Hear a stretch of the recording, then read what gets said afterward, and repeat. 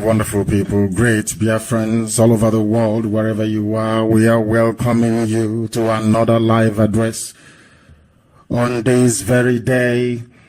Today is the 19th day of July in the year of our Most High Elohim 2019, with the time now standing at, should I say, precisely 7 p.m. in the holy land of Biafra. I welcome each and every one of you, regardless of where you are domiciled around the world. If this is your first time of joining Radio Biafra, I welcome you especially, and as I do so, I will indulge you to also welcome those of your friends, your relatives, and your family who you think might be able to benefit from this very redeeming gospel this very evening. I say good morning, good afternoon, good evening, and good night to some of you, depending on where you are residing, depending on where you are domiciled across the entire 24 time zones of this very world, where I believe very confidently that Radio Biafra is being received at this precise moment. Without further hesitation, we must proceed. My name is Nnamdi Kanu. I am the leader of the indigenous people of Biafra, and by the grace of the Most High Elohim, the servant of the wonderful people of Biafra. Our job is to restore Biafra. Our mission is to enthrone justice and fairness. And we are not going to fail, not because we possess any extraordinary powers that are not gifted to other men, but because we are under divine instruction, we are under celestial supervision, and that is why Biafra will be restored in our time and in this very moment. Therefore, we must pray. We must dedicate our proceedings this very evening to the Most High, Chukwokika Biama Purimine. Because without Chukwokika Biama, we are nothing. We couldn't be where we are today, and there is no way we would have withstood and overcome all the shenanigans of the enemies, even those within. We must pray. Wherever you are, you will lower your heads, because we worship the one true living Elohim, the Most High Chukwokika Biama, our Lord and our God and our Redeemer. We do not worship idol. We do not worship anything made by man or born by flesh. We must worship the Most High in truth and in spirit. We must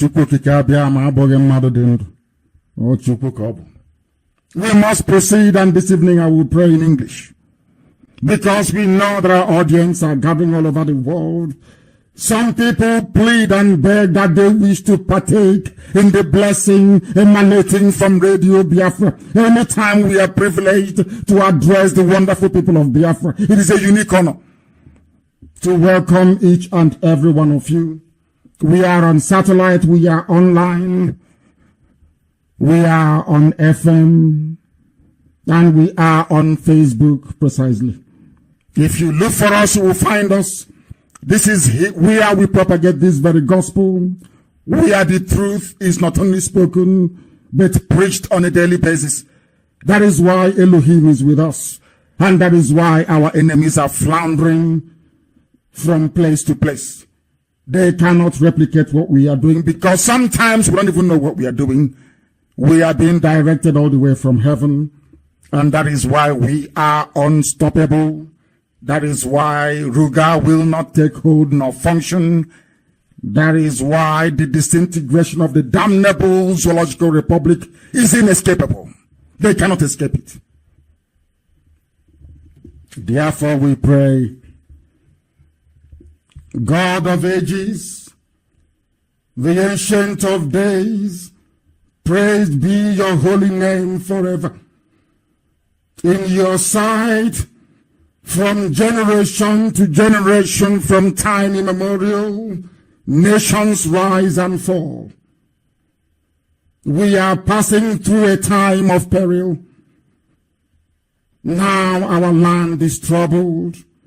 Enemies from far barren and arid lands of the north have descended upon your children like a dark cloud from the deepest recesses of hell.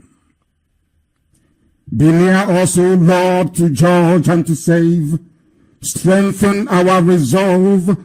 Strengthen IPOB to give witness to these truths by the way that we live. May we, your servants in Biafra, be led by your wisdom. May we search your will and see it clearly. If we have turned from your way, which we know we have, please have mercy upon us and help us to reverse our path and to repent.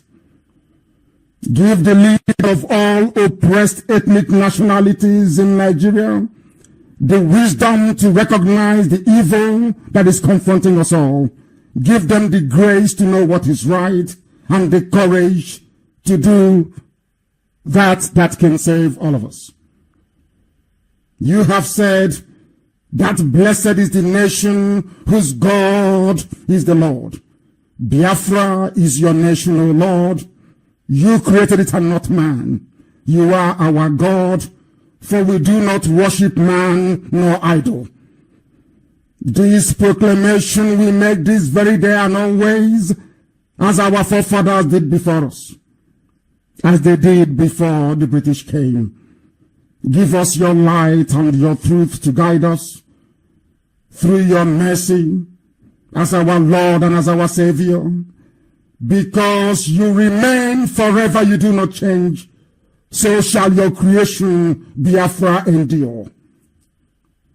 May this be a new era for Biafra and all those who are struggling under the yoke of oppression in Nigeria. As we humble ourselves and acknowledge you as the author and finisher of our faith, this we pray in your holy name. One forevermore. He said,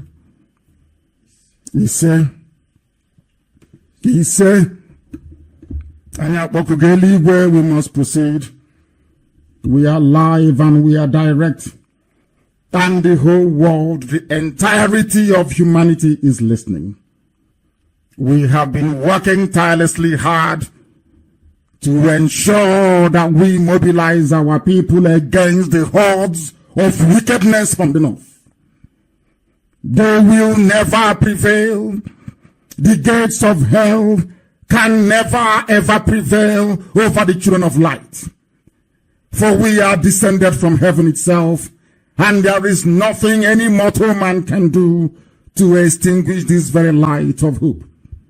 We have come that the blind may see. We have come that even those who cannot speak may rise up and find a voice. We have come to break the chains of bondage. That is what we represent. That is what we have been mandated to do. And that is a mission we are going to accomplish in our time.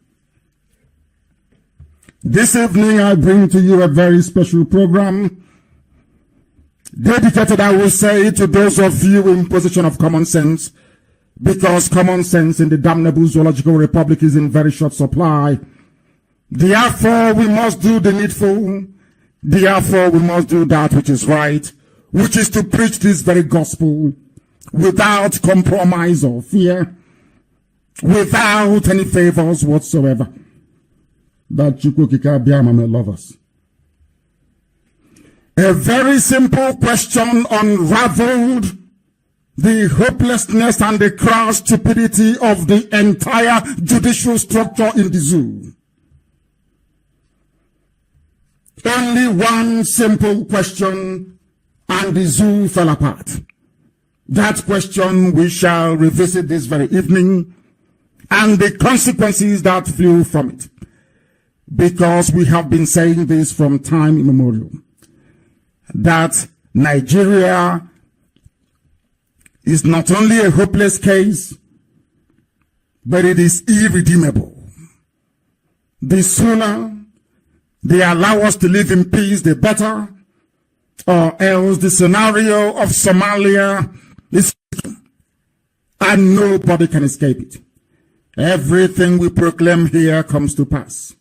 The same thing I said about Britain, that Britain doesn't know what is bothering it. Britain is not aware of the calamity that is about to befall it, and the reason why. The reason is Biafra. Perhaps they may be too arrogant to acknowledge it. But because of Biafra, Chukwokika Biama would decimate Britain. Mark my words, and is it not happening today?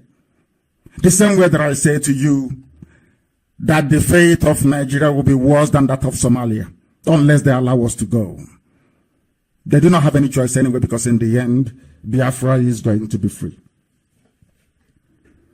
This evening, I start this very program by making reference, which I shall, of course, play the clips for you later on as we proceed. It's about a particular man, a man by all intent and purposes should be a Panwine Tapa. But unfortunately, because he was born in the north, bereft of any decent nor proper education, he smuggled his way into the Sharia system of justice by virtue of his Wahhabi fundamentalist Islamic disposition. Sometimes I don't want to be too grammatical on radio, Biafra, because our mothers are listening. Our grandmothers are listening in our villages. I want to come across in a manner that this very message can be conveyed to the grassroots without the need for interpretation. So sometimes if I tend to dumb down my English, it is to try, or should I say grammar, it is to try and aid the transmission of this very message to those that need it most. You must please excuse me. The zoo called Nigeria is at a precipice. It is crumbling and collapsing on a daily basis. And the reason why it is collapsing is because mediocrity and evil is at the helm of affairs. No other episode properly encapsulates the dire state of Nigeria than the so-called shambolic Senate confirmation of Muhammad Tanko, the new Chief Justice of Nigeria. Anybody who endured that very program as it was screened live across a plethora of channels, you will know that it is cringe-worthy. That is how sad it is.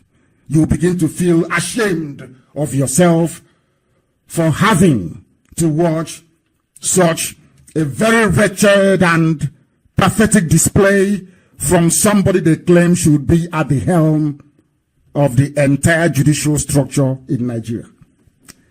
Anybody that complained or had any word to say against President Donald Trump because he referred to some states in Africa, especially Nigeria, as a shithole, after watching this very video, you will go and apologize to Donald Trump.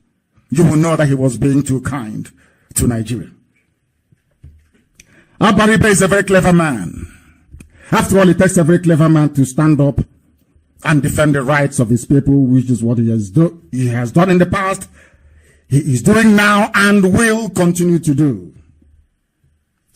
This was what started the whole debacle, and what should rightly lead to the disqualification of Muhammad Tanko as the newly confirmed CJN of the damnable Zoological Republic. This was Abaribe's question, and I quote, "In the 2018 case of Akeredolu versus Abraham, the Supreme Court said, technicality in the administration of justice shuts out justice, and went further to say, it is therefore better to have a case heard and determined on its merit than to leave the court with the shield of victory obtained on mere technicality." I continue. "This is the Supreme Court, so we are happy with that. But my Lord, mind you, Abaribe called I wouldn't say illiterate, but I would say poorly educated Mohammed Tanko a Lord. I don't hear people complaining. Everybody referred to him as a Lord. He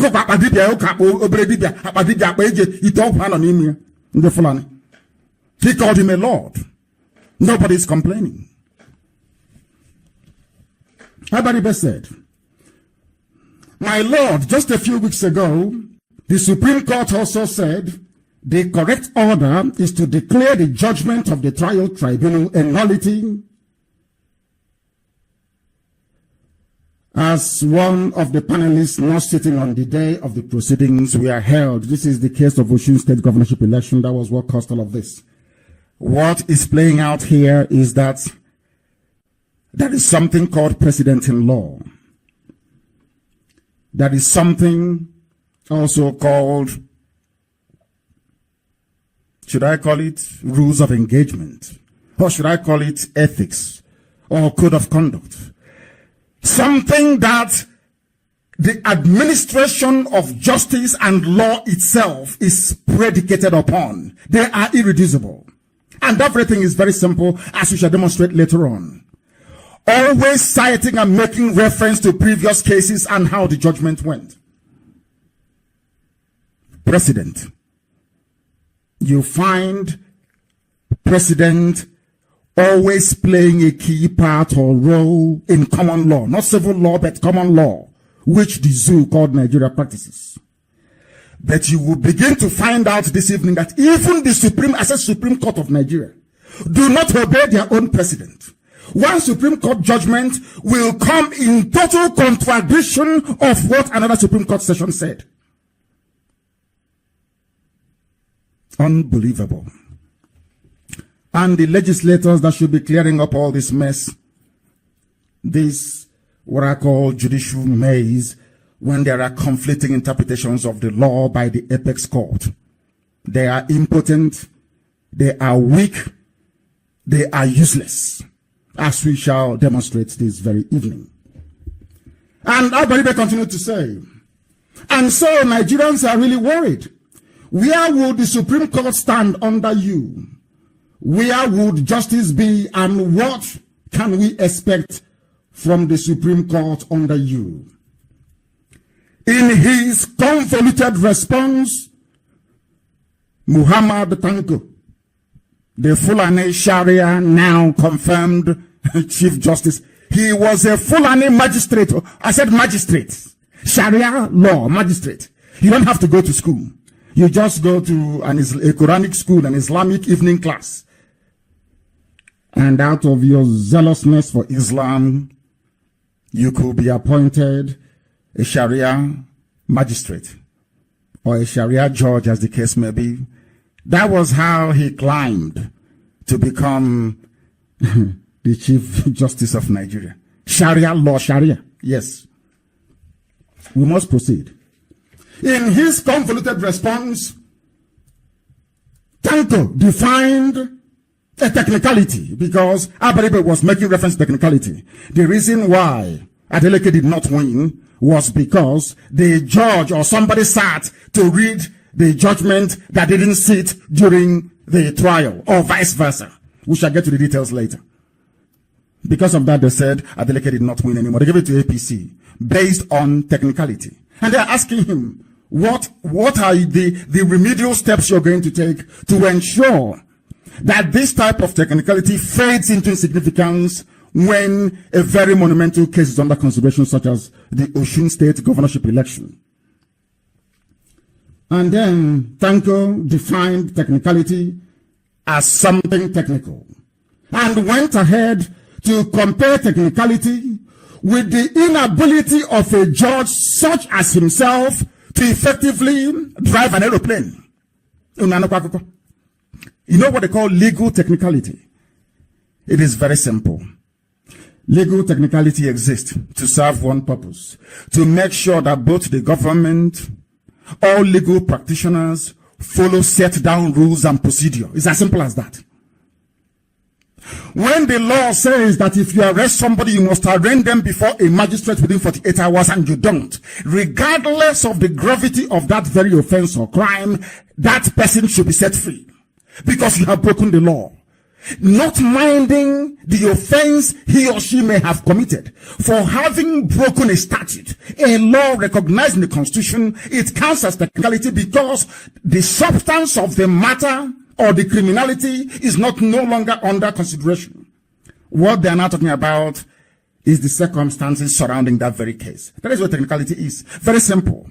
A child knows it, but do you know that the Chief Justice of Nigeria, newly confirmed, does not know this? He said it is like driving an aeroplane, that he is not qualified, he's not a pilot. Why should he go and drive an aeroplane since he's not qualified? I'm asking him about technicality. In a law, he's talking about aeroplane flying up in the sky. He is Fulani, and he is your new Chief Justice of Nigeria. And there are learned people. There are learned judges that could have occupied that very position, but due to the despotic nature of the zoo called Nigeria, it must be Fulani man. It must be. Onogan was removed. It must be Fulani, because Buhari, before he died, came with this very agenda of Fulanization of jihad. It doesn't matter what you say. Every arm of government must be occupied by a Fulani. And some of you indulged them. Now they feel emboldened and empowered. They can do whatever they like, up to bringing somebody who in my village is not qualified to be a Panwine Tapa. But today he's the Chief Justice of the zoo. That's his reply on technicality of law that everybody knows. He doesn't know it. A Chief Justice. But he's the, tomorrow they say, my Lord, he's in the Supreme Court, my Lord. The Muhammad Tanko. He's an elite. An elite. He is, I don't, people or human beings are not meant or supposed to know everything. I agree. But when you have put yourself forward to be considered for a very lofty position as that of a Chief Justice, and you don't even know what the job entails, you don't know what the whole Nigerian jurisprudence is all about, you wrap all this nonsense. I mean, those that write his speeches for him. Because how you catch Nigeria's so-called fake elite is thrust a microphone in front of them and begin to ask them questions without the benefit of their notes prepared for them by those who are actually educated. You see them floundering all over the place. That's what just happened. He's a Chief Justice of Nigeria. And tomorrow to be swept under the carpet because Tinubu wants to be president. So it doesn't matter. This is not important. But some of you do not know the implication of this very matter. It means that Nigeria is now effectively under a Sharia legal system. If you do not know, it is in your constitution. A Sharia judge can sit at the appeal court without the benefit of proper education, without the benefit of understanding what common law is all about. Because for you to understand common law, which the British gave to Nigeria, that they created, you must of course study English law. You must understand English language. You must understand how English common law actually works. How can you bring somebody from a Sharia disposition and bring him to superintend over British common law that he doesn't understand? Now you see the problem with the zoo. All these internal contradictions is the reason why I keep saying that there is something fundamentally wrong with the brain of we black Africans. There's something must be wrong somewhere. Why would you put a square peg into a round hole because it will never fit? Never ever fit. Why appoint a Sharia magistrate to become the Chief Justice of a country that operates a different legal system by the 12 states of the North? Do you see what these Fulanis are doing? Only 12 states of the North. But they must impose it. They impose Sharia on everybody. They are now imposing Sharia on the legal system. And tomorrow some people will say, oh, we don't want to fight war. Who is talking about war? It's about justice, fairness, and of course freedom for the rest. That's what we're fighting for. We know some will come and go, but IPOB shall remain until victory is assured. We will liberate them, they shouldn't worry. But capitulating under Fulani pressure, not even up to 48 hours, is just doesn't speak well of these people and their leadership qualities. That is not how to lead the people. But we must continue. Tanko defined technicality as trying to drive an aeroplane. He's not qualified, so he's not technical. You know, anything to do with technology is technical. That's the way they say it. And because of that, because there is the word technicality is derived from technical, so to speak. Because of that, he lost every sense of what technicality is all about and dwelt on technical, telling you cannot fly an aeroplane.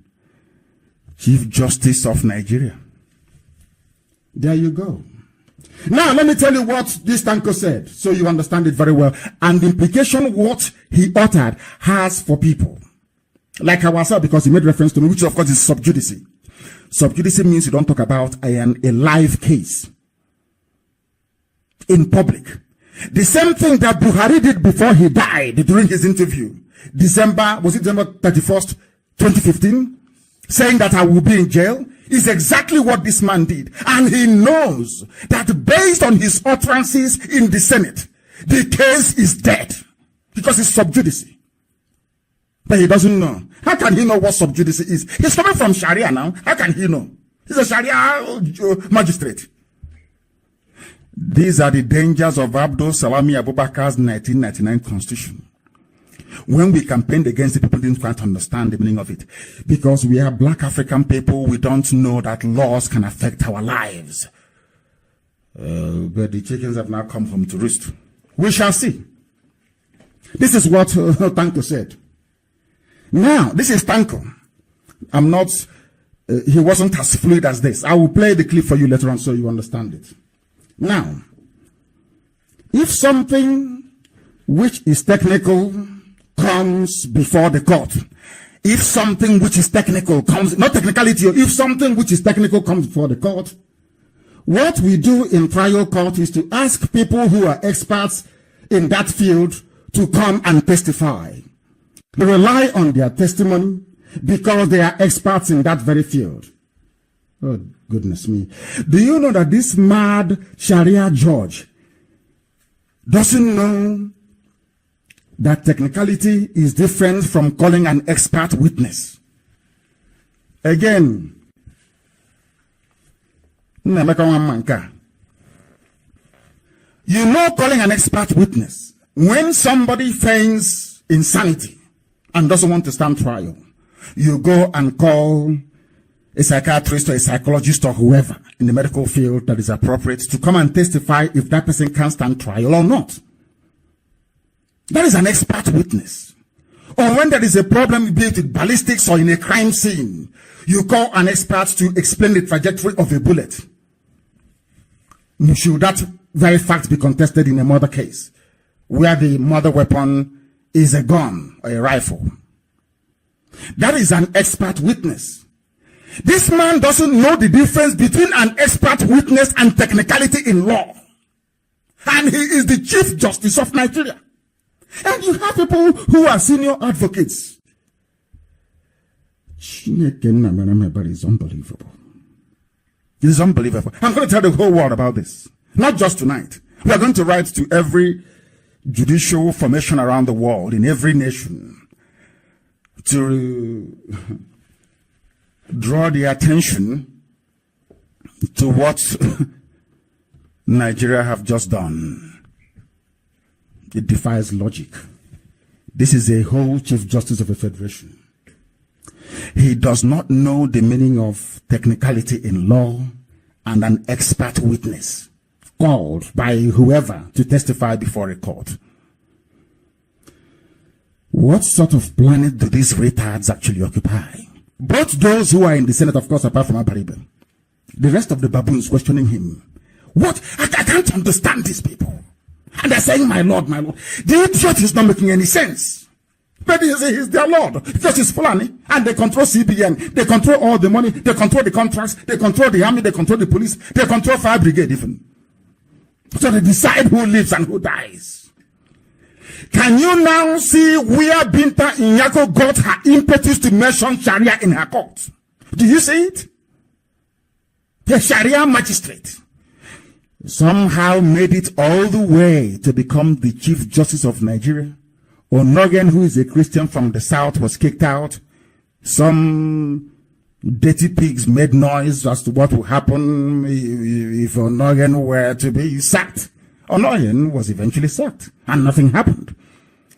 Those of you in the southern part of the zoo called Nigeria, you carried on as if nothing happened. And I always identify this problem. The problem that we are having is the Muslim half of the Yoruba population, because they have split loyalty. They don't know if it's to obey the Sultan in Sokoto or to do that which is right, which is to rebel against their Fulani masters. This man disgraced Nigeria and its entire legal profession. He went on to say, ask me anything about aeroplane. I don't know. Ask me to drive an aeroplane. It's unbelievable. Oh, dear. As somebody quite rightly noted, who would want to be a passenger in an aeroplane being piloted by Mohammed Tanko? Who would be mad to enter such an aeroplane? He said, this is Muhammad Ibrahim Tanko. I am sure you will get out of the plane because it is something that requires technicality. Now a plane has technicality. No longer technical, but technicality. Do you see how he's somersaulting? Because he doesn't know what to do. You know, when you're answering a question, if in fact he didn't prepare for it. But of course, Sabaribe is an old boy. He went to government college, Omuahia. I think the finest secondary school there was in those days. The finest in the whole world, I tell you that. Government college, Omuahia had a very fine. Fisher High School, it was called before they christened it government college, Omuahia. Very, very good. He was there as an old boy.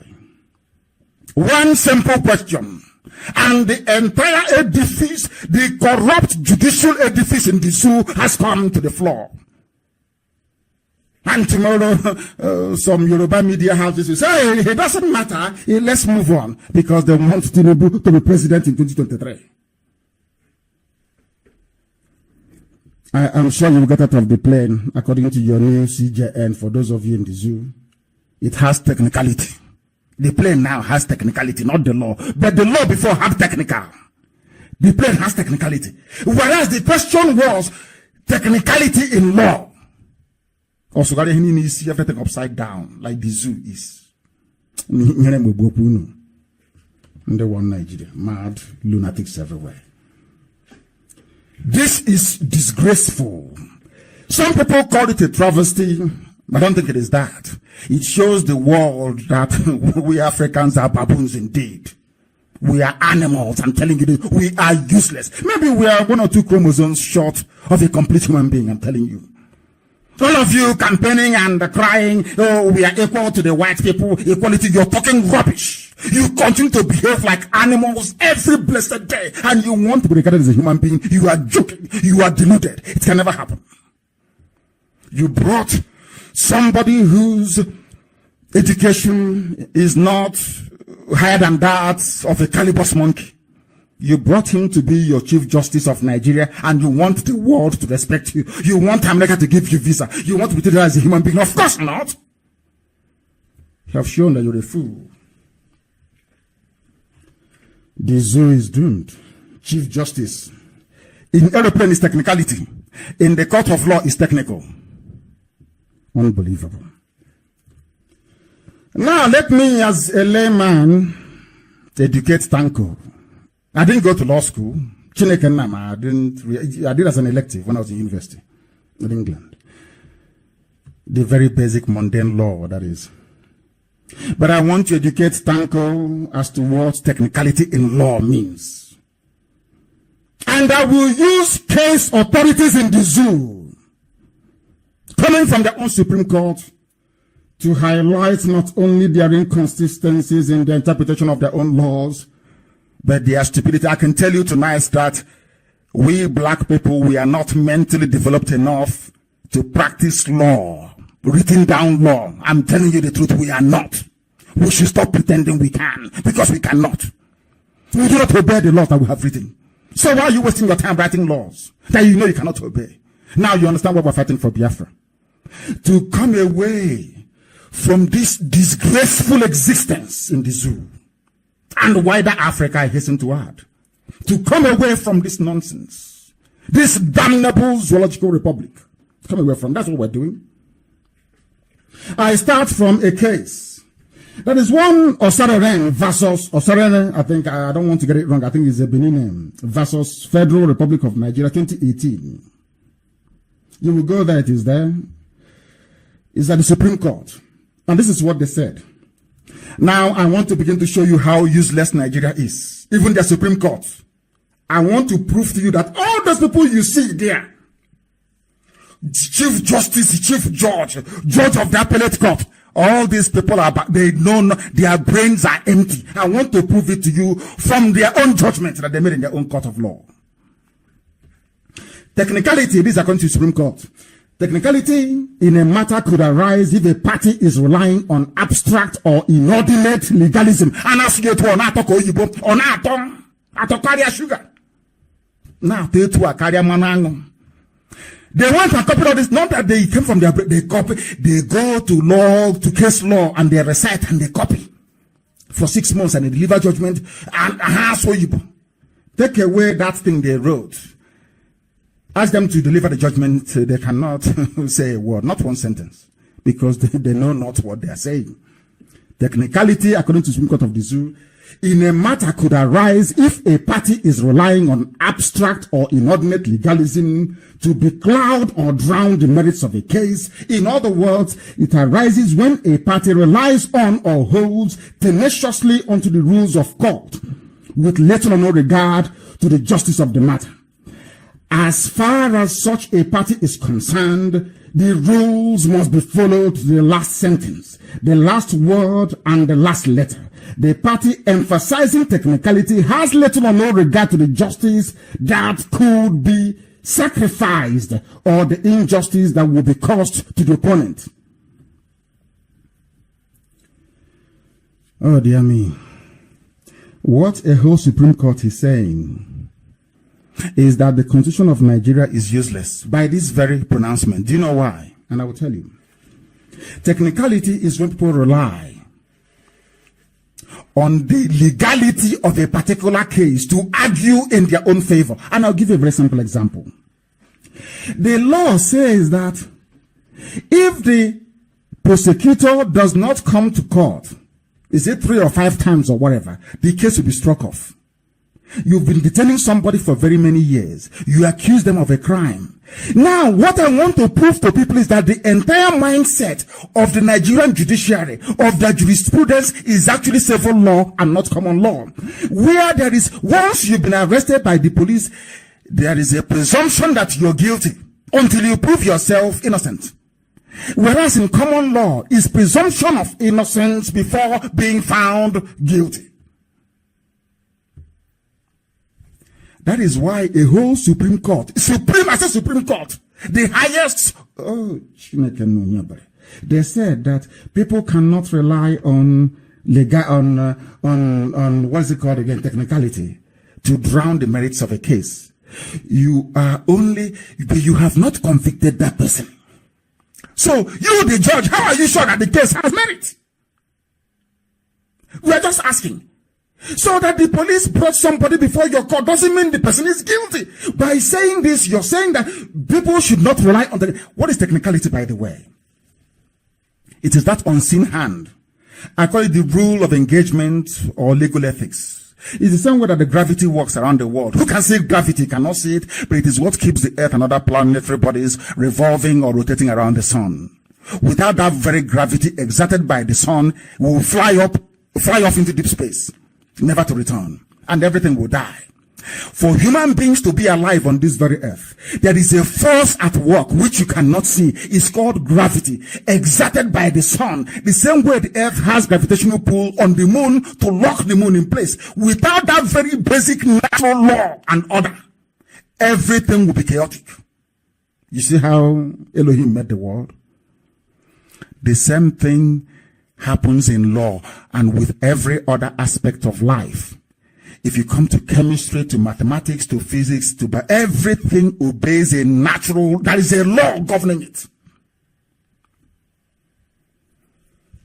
Go and study Pythagoras, the great mathematicians. There's always a law governing everything in life. As night follows day, there must be a law. Imagine waking up one morning and the whole earth is reversed. Everybody will go crazy. There is no more night or no more day. What will you do? You will go mad, won't you? What the Supreme Court, I don't know if we have time. I don't want people to be tired. I don't want people to get tired and start complaining about data. Go on. Go on. Do you understand how the law works, even in nature? If you go and disrupt gravity, you introduce chaos. If you go and do away with technicality, what is technicality? Doesn't come from thin air. Technicality comes as a result of laws or statutes you have already made. It was your constitution that said, the Constitution of Nigeria says, I said the highest law in the land says, if you arrest somebody, you abduct them, you kidnap them, as DSS does all the time, and you detain them for over 3 months, for over 90 days, without taking them to court, they qualify for bail automatically. That is what the Constitution says. It said nothing about discretion. The discretionary provision came as a result of an act of Parliament. Should I say the National Assembly of the Zoo? And the same Constitution says that any laws made by the National Assembly of Nigeria that is in conflict with any part of this Constitution, that law is null and void. Its law is their own law. It's in the Constitution. Go and read it very well. Here, they are saying you cannot introduce technique. In other words, if I'm arrested wrongly or wrongfully as they did to me and many other Biafrans who are languishing in jail and DSS custody, the law says we ought to be released after 3 months without trial. You're holding on to them. When we come to court, you say, no, I have the discretion. Supreme Court said there's something wrong with technicality. We must hold, but Mr. George or Mrs. George, how are you sure I'm actually guilty of the crime that I'm being held for without trial? How do you know? In Abafa, do you conjure up? Are you, how do they put it? Do you see into the future? Or as that film that, what's his name again? The guy that did Top Gun. What's his name again? Willis? No, not Bruce Willis. What's his name? I don't know what is happening to me. This is my name. What's his name now? The very good, very fine actor that did Mission Impossible too. He did a film called Minority Report. Yes. I think it's Tom Cruise, actually. It's Tom Cruise. Everyone should go and watch that very movie. It's very, very instructive. Go and watch it. It's called Minority Report. In that Minority Report, they use juju, what they call it, no mudibia, so to speak. Fortune tellers to tell you who is guilty. In fact, to tell you about the crime that will happen in the future. Until it happened to one of them. Now they knew that the whole program was faulty. Go and watch it. I suggest that every judge in Nigeria should go and watch Tom Cruise's Minority Report. It's a movie. Go and watch it. Who knows? They will not even learn. Because after watching it, they'll go and watch another crappy Nollywood movie and forget all about it. As I said, technicality is an unwritten code. It stops everybody from misbehaving and actually going against the law. You arrested somebody on a speeding offense and you come to court and you change it to how can I put it, to reckless endangerment. And they are contesting it to say, this is not the original crime for which you charged me for. And you have no evidence. You're saying, it's a technicality, I won't entertain it. Are you shocked that this was what Buhari did before he died.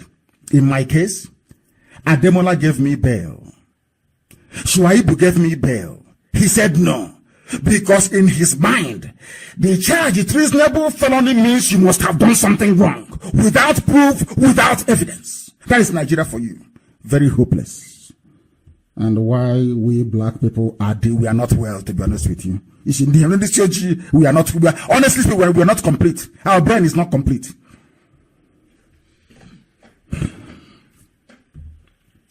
This very Supreme Court ruling was what Aberibo was referring to say to Tanko, you people said nobody should rely on technicality. But how come in the case of Adeleke, Oshun gubernatorial election, you people are now relying on technicality to give it to APC?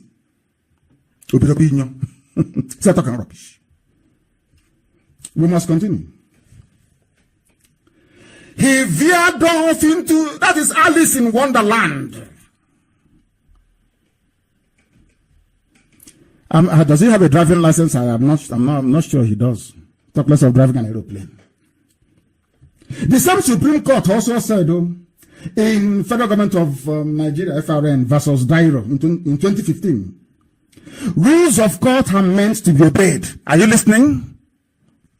Rules of court are meant to be obeyed. But in the previous one, Supreme Court said it shouldn't be obeyed. Another one, they said it should be obeyed. These are learned men and wig, silk. They call them learned silk. Blue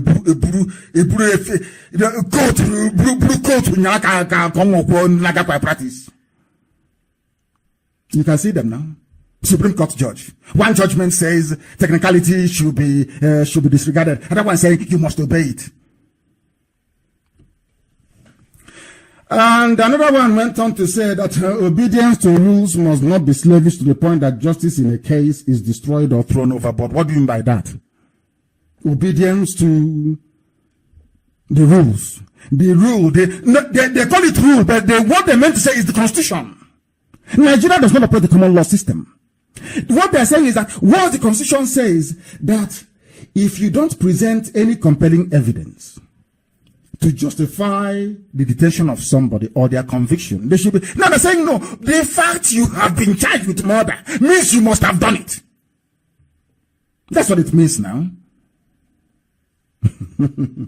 Therefore, they said, if in the course of doing justice some harm is done to some procedural rule which hurts the rule, the court should be happy that it took such a line of action. In other words, if the court disobeys its own laws, everybody should be happy. As long as the person they claim is the accused is in detention. This is a Supreme Court in a country. Oh, so there you have it. Malam Justice Tanko. Technicality simply means anything that prevents a court from deciding a case on its merit. Oh dear Lord, more often than not, it is some rule of court such as missing filing deadlines. The law says you must file 3 days after this, or you must disclose all the documents you have to the defense team, and you failed to do it. And you come to court as a defense attorney and you're saying to them, you failed to obey the rules, therefore I am asking for this case to be struck off. The judge will say no, I won't strike it off because the charge is so heinous, it is not bailable. But come on, the rule says that you must furnish them with the information within a specified or specific period of time. Let me tell you what happens if you don't do it. Technicality is there to hold everybody in check, as gravity does to every heavenly body that you see around you. Because without technicality, people, if you can detain somebody forever now. As, oh, my Lord, we don't have the time to file any papers. We don't know, we've missed the file. You can detain somebody forever now. If there is no technicality, you will detain people forever and ever. That is the meaning of it. And that is not justice, is it? But these are black people. They don't know. Nobody should blame us sometimes. We just don't know. Our brains are not developed to comprehend the complexities of law. Now let us look at the dictionary definition of technicality. According to Merriam-Webster Dictionary, defines it simply as a small detail in the rule of law, and especially one that forces an unwanted and unexpected result. The fact that you don't want it is unexpected doesn't mean that it is not valid. It's as simple as that. It is valid, of course it is. Very, very valid. It has absolutely nothing to do with the knowledge of technology, as Tanko was trying to imply, or as he explicitly implied. It is about driving an aeroplane. He's technical. Will you come to join me in an aeroplane? A chief judge, or should I say chief justice of a nation? And tomorrow he'll be there. Like they are transmitting confusion. The edge of he's full and nobody can touch him. For all we know, they can bring a wheelbarrow pusher, a truck pusher, and make him say, nobody, nothing. As long as Tinubu wants to be president, Yorubas, not all of them, some of them will comply. Especially Yoruba Muslims, of course, which is one. Let's continue. Technicality is a point of law or a small detail of a set of rules as contrasted with the intent or purpose of rules. Simple. You have brought somebody to court, you want to kill them, you want to jail them. And they are saying that there are some things you didn't do right, because if everybody keeps doing whatever they want, the court cannot function. The legal system will collapse. That is what technicality is all about. To ensure that the legal system does not collapse. It doesn't mean flying an aeroplane. Oh dear. In the zoo. Maybe having special and unusually practical knowledge, especially of a mechanical or scientific subject, has made the zoo to have a Fulani illiterate as their chief justice. A stark illiterate. Maybe it's about time we delved into what actually transpired for the world to know that I'm not making anything up. Imonara has no propaganda. That IPOB is involved in propaganda. We want to tell the whole world that we are not involved in propaganda. That what we are saying is actually the truth. And we are going to play you a small clip, a very tiny clip as to what actually transpired. So you can all make up your minds as to what is actually going on in the zoo. What the whole nonsense is all about in the zoo. Because it is simply unbelievable. Absolutely unbelievable what people are prepared to put up with inside the place you call Nigeria. It is unbelievable what they are prepared to put up with. Absolutely unbelievable. We must proceed. I will play it for you so you will see it for yourself. What is actually happening inside the zoo. How technicality. Let's hear this.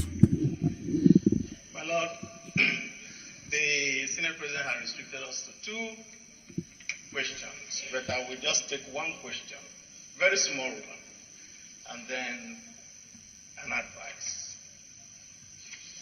My question is on the philosophy of the Supreme Court. My Lord, in 2018, Akeredolu versus Abraham, I can quote the Supreme Court, if you permit me. The Supreme Court said, technicality in the administration of justice shuts out justice. And went further to say that it is therefore better to have a case heard and determined on its merits than to leave the court with the shield of victory obtained on mere technicality. This Supreme Court. So we're very happy with that. But my Lord, just a few weeks ago, the Supreme Court also said, and I quote, the correct order to make is to declare the judgment of the trial tribunal a nullity as a result of one of the panelists not sitting on a day proceedings were held. And so Nigerians are really worried. Where would this Supreme Court be situated? we would like to know from you, under you, where justice will be. Not where justice will be, what we can expect from the Supreme Court under you. The second part, my Lord, is an advice.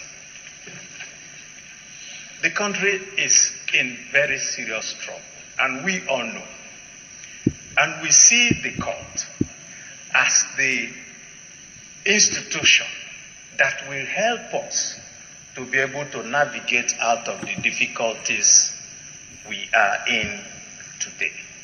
And so, my advice, my Lord, is that this Supreme Court under you must continue to put Nigeria before any other thing, so that we can have a country. Because if we don't have a country, there will be no Senate, there will be no Supreme Court, there will be nothing except a Somalia situation, and we don't want that. Thank you, my Lord. A question by This is Tanko. distinguished Senator Baribi. It centers on the technicalities. Given a leeway for double interpretation. It may be interpreted this way by Mr. A, or it may be interpreted this way by Mr. B. Now, if something is technical, comes before the law, Oh dear. or before the courts, Something technical before the court. what we normally do at the trial court is we ask people who are expert in that field to come and testify. We rely on their testimony because they are experts in that field. Ask me anything on aeroplane. I don't know. Ask me to drive an aeroplane. I am sure if you are a passenger and they told you that that flight is going to be driven by Honorable Justice Ibrahim Tanko, I am sure you will get out of the plane. Because it is something that requires technicality. And if I have any technicality, my technicality will only be limited to law. Unbelievable. I'm not going to punish the whole world any further with this. What this man is saying, in essence, is that to fly an aeroplane requires technicality of the law. Not technical knowledge or know-how, but requires technicality of the law. That is what the new Chief Justice of Nigeria is saying. And then the law itself can deal with a technical case.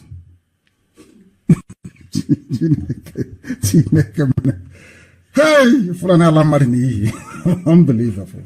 This is unbelievable. This is unbelievable. I don't want the world to think all Africans are useless. Maybe I need to end this program because what we are witnessing tonight is unprecedented. Unprecedented. Anywhere on this earth. Unprecedented.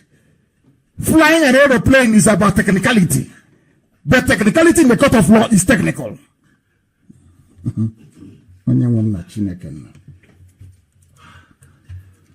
I feel sorry for our people. Whoever created this zoo, it won't be well with you. It can never be, I assure you. Now, we proceed. The term legal technicality is, according to some people, is a casual or colloquial phrase referring to a technical aspect of law. In other words, technicality means law, not aeroplane. Some legal technicalities govern legal procedure, enable or restrict access to court, and or enable or limit the discretion of a court in handing down judgment. in common law, technicality is key. As I said before, it is that unseen hand that holds everything together to make sure that everybody follows the proper rules and procedure. Because without proper rules and procedure, there will be no rule of law. That's what it means. That is why the zoo, they can wake up and arrest anybody. They can abduct you and put you in jail. Because we black people don't actually know what the law is all about. You see them, oh, bail is free. You see them with the poster, bail is free. But they arrest somebody. You go to bail them, they ask you to pay money. You go to court and ask the court to squash the case that your law says that bail is free. Tell you no, it's technicality. We must hear the case. And you're telling me these are human beings. Oh, of course they are not. The bumbling, ignorant buffoon that you call your Chief Justice said it was the British that introduced technicality. He went on to say this into their laws. Britain introduced technicality into their laws. Jesus Christ of Nazareth. The British introduced technicality. Which backward Sharia court today excavates this relic from? From where did they bring him from? Let's say that he made a mistake about technicality and technical. What has Britain got to do with introducing technicality in their own law? Technicality means that you must adhere to the rules of engagement. Simple. If the law says you must serve the defense team papers 7 days before trial, you do it. Oh dear me. I have played the footage. This very Fulani Chief Justice, this very Sharia Fulani Chief Justice is ignorant of the duties and responsibilities of a shorty because he went in to talk about Aparibe and shorty, my case of course. Because he is ignorant of the constitutional protections for an accused person. He doesn't know constitution because Sharia is about cutting off your hand and your head. They don't know what it's about. Is he guilty? Yes, he's guilty. Let's cut off his head. They don't adjudicate. There is no cross-examination. No time for evidence standing. No, just cut off his head or his hand. That is the idiot they brought to be your Chief Justice. He said, my goodness. Anyway, he's clueless about the powers of the judiciary. And he's the one heading it. And he doesn't know what he's doing. And the reason why I say that the zoo is in trouble is many with the installation of this Sharia magistrate who can't even speak simple common English. I'm not talking about the big vocabulary for which some of them are known after drafting a speech for nearly 2 months. I'm talking about simple, rudimentary English, passable English, the one you can converse with. He cannot do it. And he's going to head a judicial system that operates under the English language. That is fire on the mountain. When a defendant fails, this is the zoo, how it works in their own laws, as in my case. Because he kept making reference to, when somebody runs away, they ran away.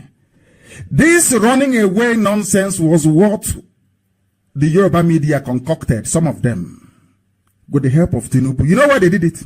Because they know you are black and you're foolish.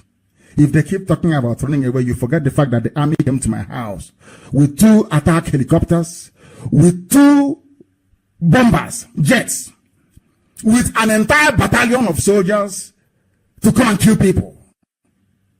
And I said to this, his name is Ibrahim Muhammad Tanko. And I said to him, before I proceed, let me just educate some people who are foolish enough to be regurgitating this nonsense all the time. He said, and if you bail somebody and the person runs away, I may play the clip for you later on. Let me just leave the merits of the attack on my house to one side, because what he seems to be saying is that you can attack anybody and kill them or try to kill them outside the law, and we'll still ask you to bring the person to court. Does that make any sense to the human being? But it's Nigeria, of course. Idiocy is what makes sense. Let me ask Muhammad Tanko and all Muslims in the zoo, including some in Yoruba media that peddle this all the time. Do you know the history or the story of Prophet Muhammad? May peace be upon him. Do you know his history?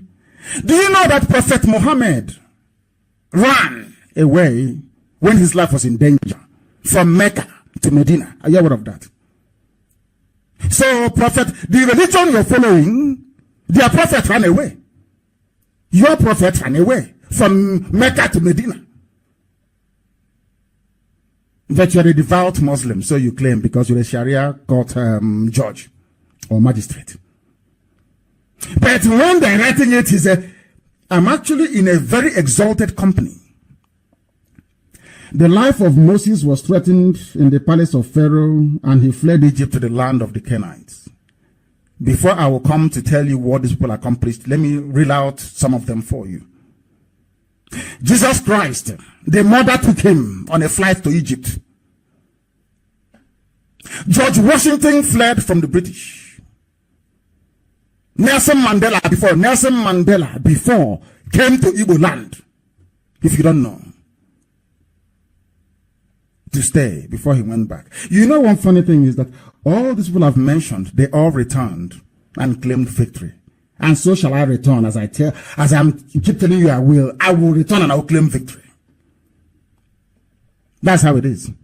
So when you think you are mocking yourselves, remember this very truth, that my path is following the paths of very great people that have gone before me. Now you understand it? So, if I ran away, as you claim I did, without referencing the fact that you sent your soldiers to come and kill me, it is now very clear that it was the Nigerian state, in conjunction or in collusion with the judiciary, that asked them to kill me. I know. It's now very clear for all to see, isn't it? That is why he said he ran away. But of course, so did your Prophet Muhammad. So where does that place me? So when next somebody out of spite calls me a Lord or their personal savior, you will understand. Because what happened to me was exactly what happened to all those great men. Now you understand it, don't you? Let's continue. When a defendant fails to appear for trial, such as in my case, the court does not automatically or summarily revoke the bail. Never. You will investigate the circumstances, or else, anytime, let's say your brother owns a duplex in Abuja, and I want to take it, I'm a foreigner, I want to take it. I'll go to Binta Nyako and tell Binta Nyako, please, we are going to arrest that man, please. Once we arrest him, we'll bring him to your court. In your terms, in your bail terms, I want you to say that you need somebody with a duplex in Asokoro to shorty him. Once you have delivered your judgment and his brother has come to take him on bail, we will then go and kill him or scare him away or go and do something very horrendous so that we will, in fact, will disappear him. And then we'll come back to your court and ask you to ask that his brother that took him on bail to either forfeit his house or go to prison. It's very simple. It's neat and very clean. You know how corrupt the zoo is, and they do it every day. Some of you don't know that. That's what this man is trying to say. So you don't investigate. What is the essence of having a law court if not to investigate the circumstances surrounding a case? You don't want to investigate because you don't like IPOB agitation led by my humble self. That is why it's this level felony. When there is no part of your law that says I should not agitate. We've been asking them, show us in your law where it says that agitating for Biafra is a crime. They don't have it till today. I'm waiting for Mr. Yeko to reconvene my case. Biafra. Because they are all Sharia people. What do they know about common law? Nothing. Instead of you to hold the army responsible for coming to my house, a whole chief justice is campaigning, telling Abaribe, because Abaribe exposed him, of course, that he's dumb. And ordinarily, bail should not be given, but bail was given. We don't want to take your money or your house, but sometimes we take your money and your house. From a chief justice of a nation. So, what you're saying, in essence, is that the army can go and kill whoever they want. DSS can do whatever they like. There is no protection under your law. That's what you're saying. And you're the Chief Justice of the Federation. Unbelievable. Nobody sends any shorty to jail anywhere in the world. It is not done unless you investigate the circumstances first.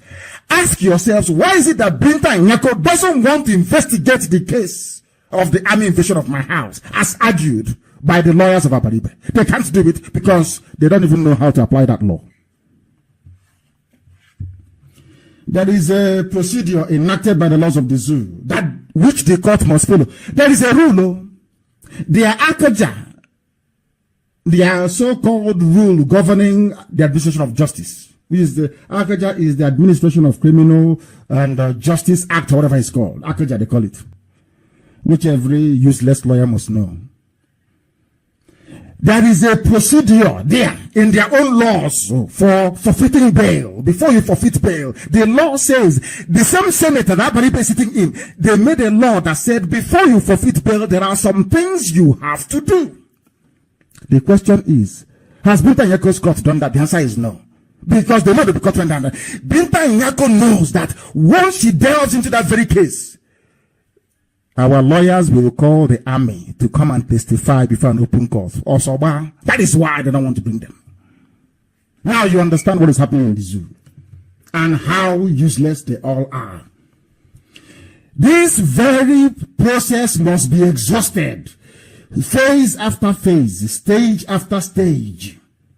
Because their section 179, subsection 1 of their own law states that, and I quote, when it is proved to the satisfaction of the court by which a recognizance has been taken, or when the recognizance bond is for appearance before a court, and it is proved to the satisfaction of the court that a recognizance has been forfeited, the court shall record the grounds of proof and may call on any person bound by the bond to pay the penalty thereof or to show cause why it should not be paid. After looking at the circumstances, you now reach the decision. But Binta Nyako jumped to this decision without going through the legal process in front of her. And she's a judge from Sharia. The same thing with this Tanko, a judge from Sharia. They don't know common law. They don't understand what common law means. Anybody reading this, even a layman, or listening to me now or later, can see from the process in their own Akja that you must first start with a written, not oral order. You must write a written order to show cause, which must be served on the shorties. They have not done it to Abaribe till today. Because they can't. Once you serve that very order, Abaribe's lawyers will now respond, citing Operation Python Dance, the invasion of my house, and calling witnesses. That is what they don't want the world to see.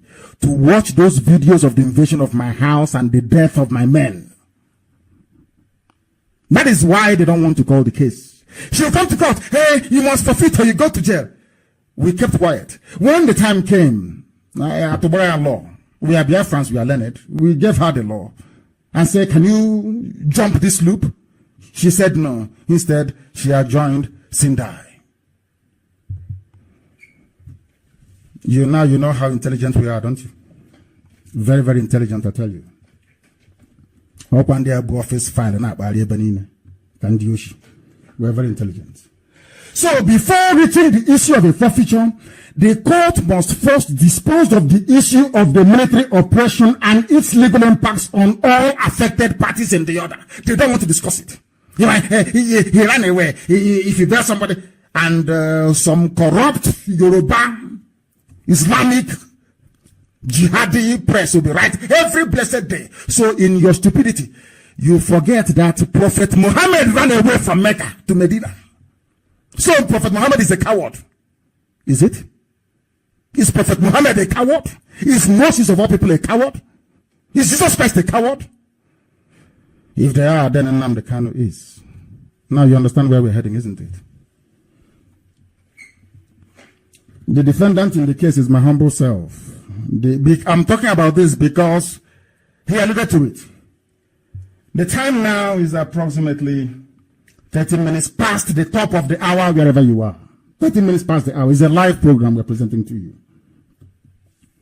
My humble self My duty is to appear in court, yes. It is also my duty then to stay in my house and be killed. Is that my duty as well? By a gang of illiterate Fulani soldiers that have declared me a terrorist, but Fulani headsmen and bandits are being negotiated with. I don't blame them. I blame Nyawodo.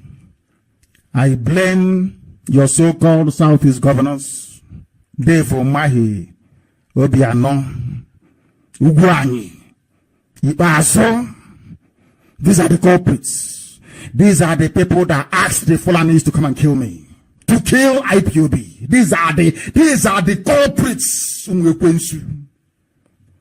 I see some people inviting them, come to a New Year festival. Some idiots in Spain will get to people and will deal with you very decisively. I'm telling you that. Honestly, these are the men that planned for my execution. Nyawodo wanted me dead. Umahi the same. They called Fulanis to kill me. Today, the Fulanis are killing people. Instead of chastising them in public, Arewa Consultative Forum, Northern Elders are encouraging them, stay where you are and kill as many people as possible. And these are the people that some of you idiots call your leaders. Nyawodo and Igbo governors. It can never be well with them, I assure you. It was the military that forced the situation on us and on the court. In other words, the court must consider whether it is right for the Nigerian government to send the army to my house to kill me and my parents and my people for an offense before a court not determined yet. They did not want me to go to Ogoni. Ogoni elders invited me. They didn't want me to go to Ogoni. That's number one. Number two, they didn't want me to take my men to Abuja because I told them I'm coming there with 2 million men. They came to kill me. And some of you are clapping for them because they brought death to my house. One day, death shall befall the zoo. And it's coming here anyway.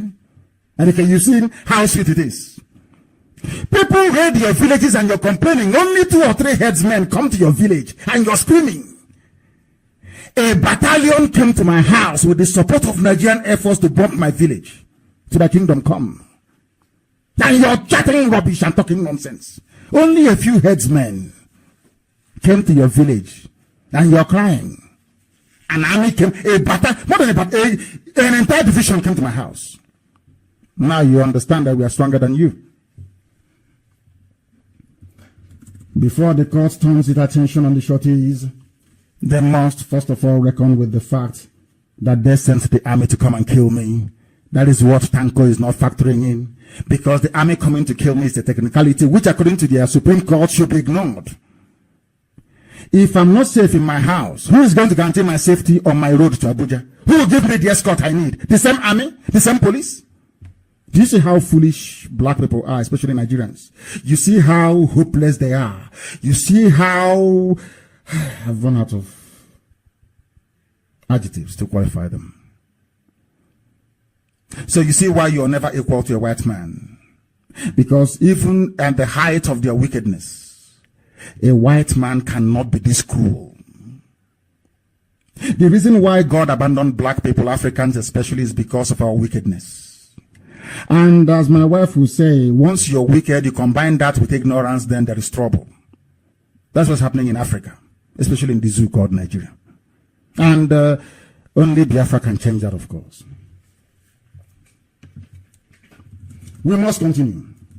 There are a plethora of test cases. I'm not going to go into that because they don't understand. They don't understand even their own laws. Because it is very, very sad that people exist without reading. They don't read, they don't study, they know nothing. There are processes written in their own laws that says you just don't jail a shorty. It is written down in black and white. You must go through the process and ask yourself, why did this person not appear in court? You must solve that problem first. So if they had succeeded in killing me, what would happen? They'll say I'm a terrorist. And some of you will buy it. Because you're black. You have no conscience. You are born wicked. And that is why you are in a hopeless, poverty-stricken situation in Africa and being chased about in America like wild beasts because of your wickedness inside you. But I thank Chukwukikabiam Elohim, the Lord of hosts, for IPOB. Because in the next 100 to 200 years, people will remember IPOB and say, indeed, they are the light of the world. We represent something unique, something exceptional. That some of you in time to come, your children, your great-grandchildren will be asked, were your parents part of IPOB? If the answer is no, they will know that you are descended from a family of cowards. Go and mark my words. We must proceed. No law in Nigeria gives any judge the power to jail any shorty. None. No law, no power whatsoever. Unless the facts of the matter are established. It is in your akja. Even somebody who has been confirmed, the Chief Justice of a country does not know simple law that governs their, their legal proceedings. Very, very sad indeed.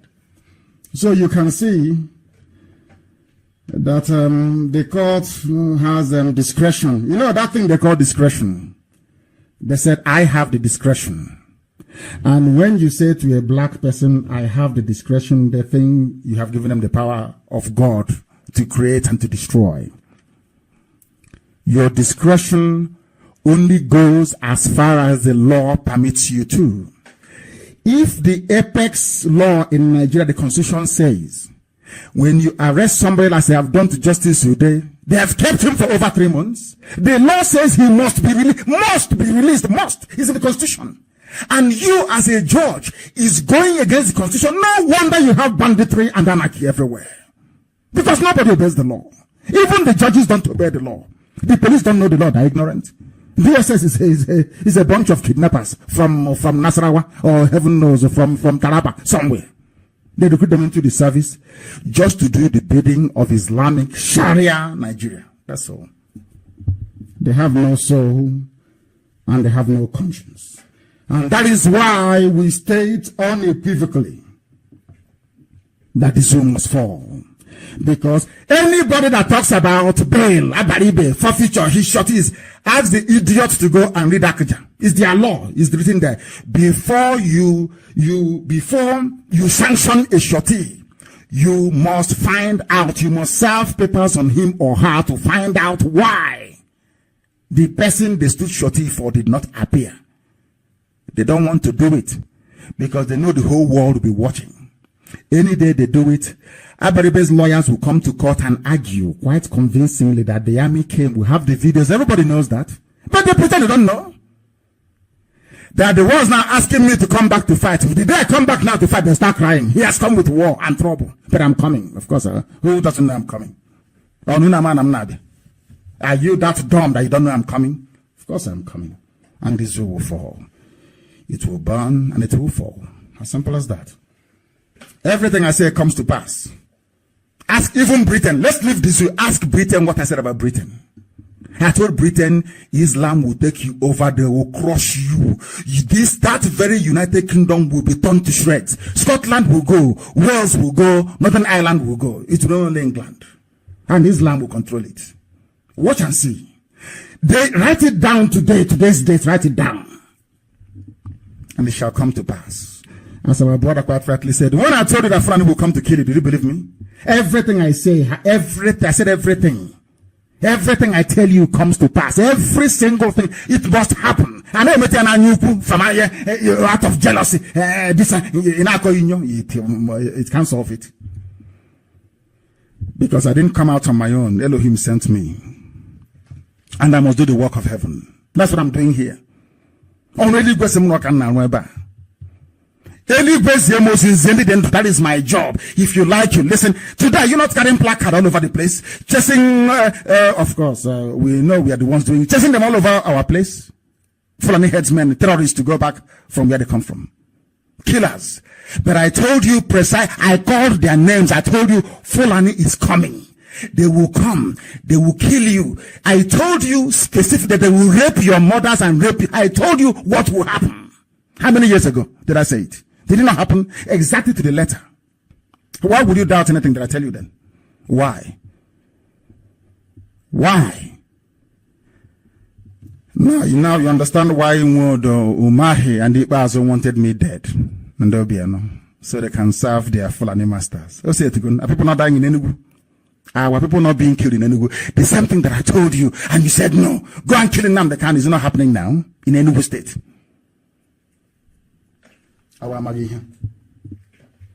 The zoo court has collapsed. Their judicial system is now in the hands of illiterate Sharia proponents. Those are living in the Sharia system. Abaribe dug a small hole for the weasel and he simply crawled in, as foolish as he is. Ibrahim Muhammad Tanko, as foolish as he is, he crawled into the hole and made the zoo judicial system a laughing stock. They want to disregard what is called precedent, but that's entirely up to them. The British did not introduce technicalities. Technicality is very simple. The law says that in America there are rules and laws governing how you handle evidence and how you store it. The same thing happened in the case of O.J. Simpson, if you know. Technicality, how they handled that very glove, the entire case hinged on that glove only. Once it was proven that his hand cannot fit, they acquitted him. Because how are you sure that the glove doesn't belong to somebody else? But in the zoo, they say, oh, he did it, we must kill him. That is technicality. It is law. Technicality is part and parcel of the law, or the administration of the law. He said he's driving an aeroplane. Technicality. He's chief judge. You know what is called a fufu in the village? Caterpillar. Or the caterpillar or not soap. And he's chief judge of Nigeria. That small bag he carries like a native doctor. I don't know what do they put inside that bag that they're carrying? Chief Justice of Nigeria, my foot. They are tomorrow, son. What is that? Where is that idiot? Where is that fool that says presidential advisor on corruption? What is some about that idiot? Forget his name. Senior advocate, my foot. They forge certificate for Buhari. They go to court to dismiss the case.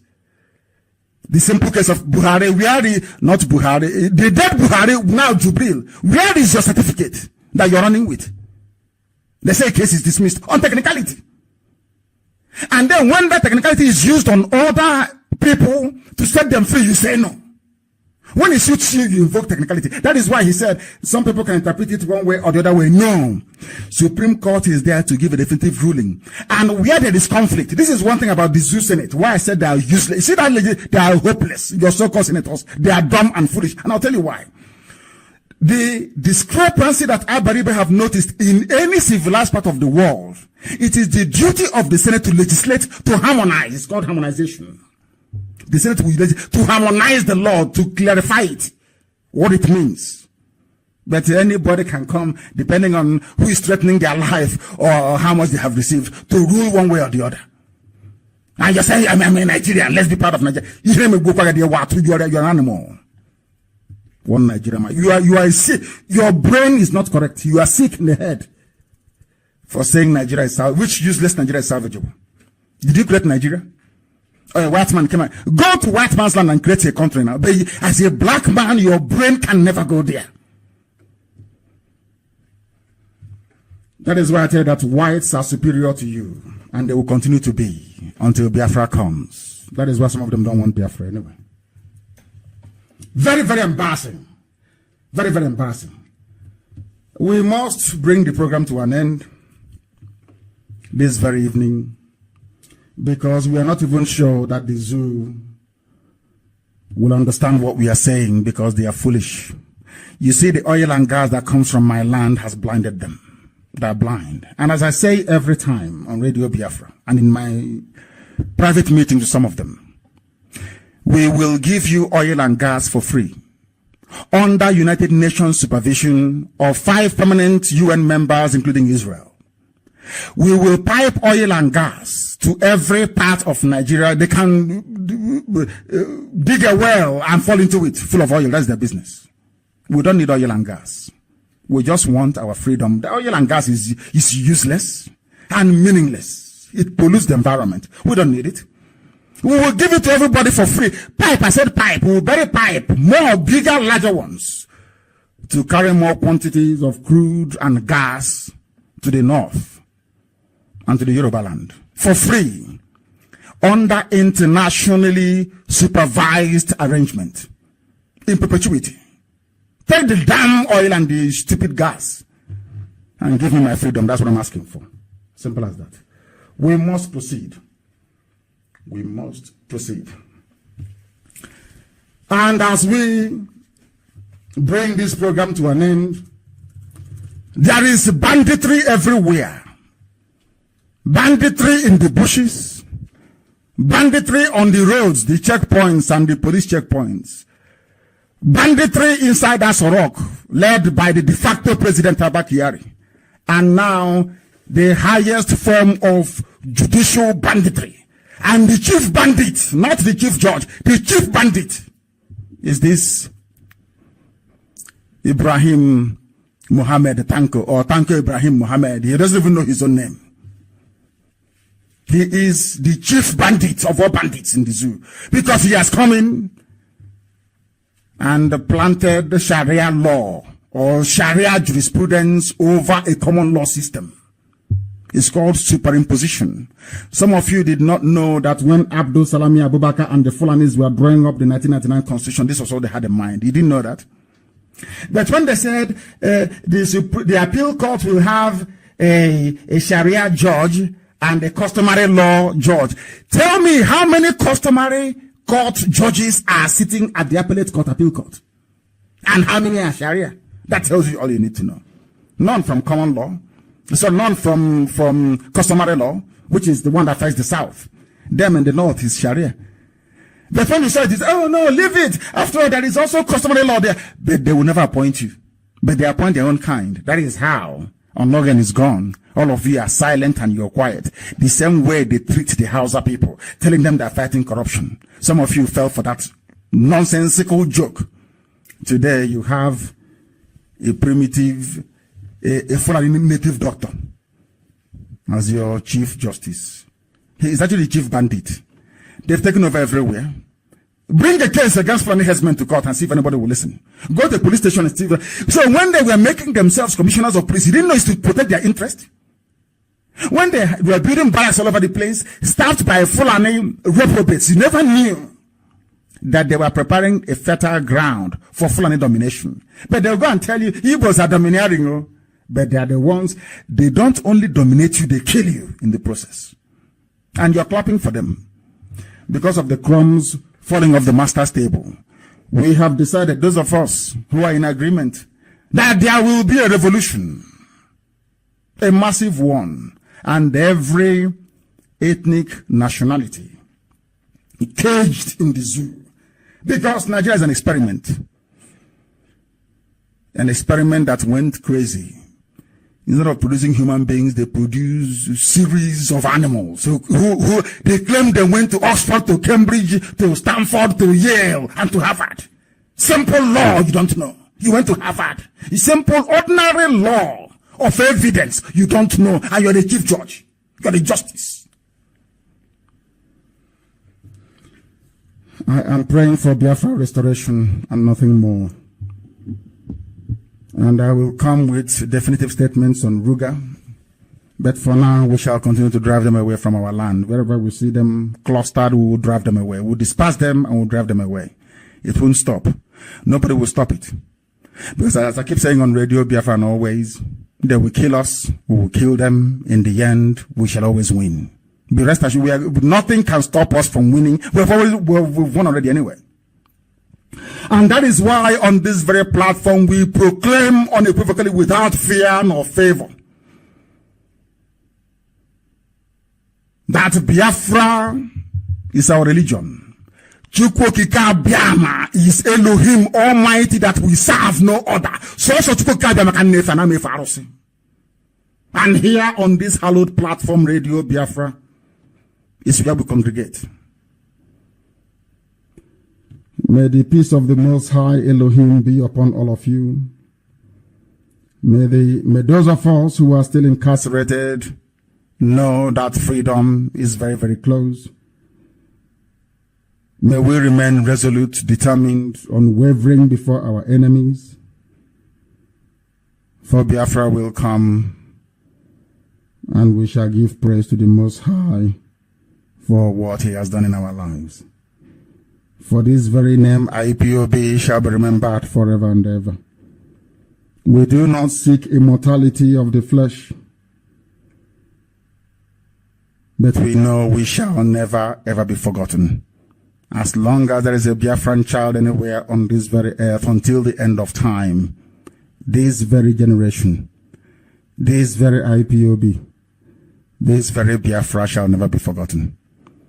From me, from here, good evening.